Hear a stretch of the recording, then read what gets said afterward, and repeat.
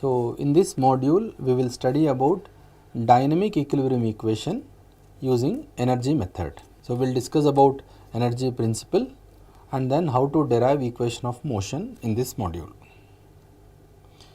So, if you look at a simple single degree of freedom system idealized as shown in this figure as a mass and spring system, or you can see that a weight is suspended by a spring.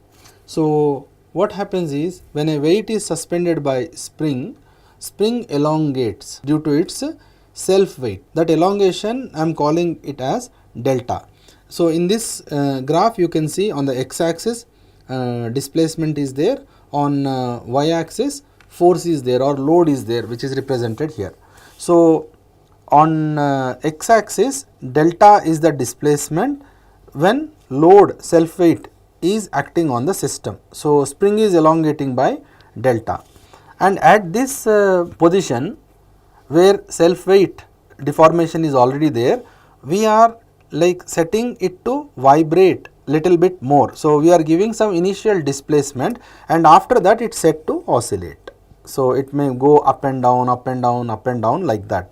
So, that u we are adding here. So, delta plus u, that is this, and the force or resistance required for that is W plus delta W, which is nothing but equal to stiffness multiplied by the total deformations. So, what this is a constant part which is coming from the self weight, and this is a variable part which is given as a initial vibration. Now, when we draw the free body diagram, we need to find out the equilibrium equation using this, but before that we write energy contained in the equation. What is the total energy? Total energy is always equal to the sum of kinetic energy plus potential energy. So, kinetic energy gives the energy which is there in the vibrating part, that is because of the vibration or because of velocity, and potential energy is composed of two terms, that is a strain energy stored in the system and in addition to that work potential. So, how much work has been done in the system. Let us write down these two terms. Kinetic energy. So, kinetic energy is half mv square. Half mv square means half m velocity square. So, since the displacement, if I write the total displacement is delta plus u. So, if I differentiate this with respect to time, I get only u dot. So, kinetic energy is half m u dot square. This is kinetic energy. And now, let us write potential energy. So, potential energy here consists of say two terms, that is strain energy minus work potential. So, how much work has been done by the body by pulling from like static equilibrium position to the u position, that is W into u. So, if we open this up, if I show you, yeah, so this is strain energy stored in the system minus half delta square, this portion is the energy in the vibrating system minus work potential. So, if we rearrange these terms, we get half k delta square plus half k u square plus k delta multiplied by u minus half k delta square minus W into u. So, that will give us the value. You can see this half k delta square will get cancelled, and k delta is W. You can see this one, this term, this k delta is W. So, that is W into u term will also get cancelled. So, finally, we are left with half k u square. So, half k u square is a potential energy term and half m u dot square is a kinetic energy term.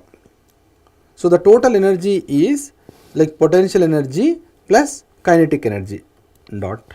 Okay, half k u square plus half m u dot square, potential energy plus kinetic energy. Now, we need equation of motion. So, how this equation of motion can be derived is like this. Potential energy, the total energy is always constant.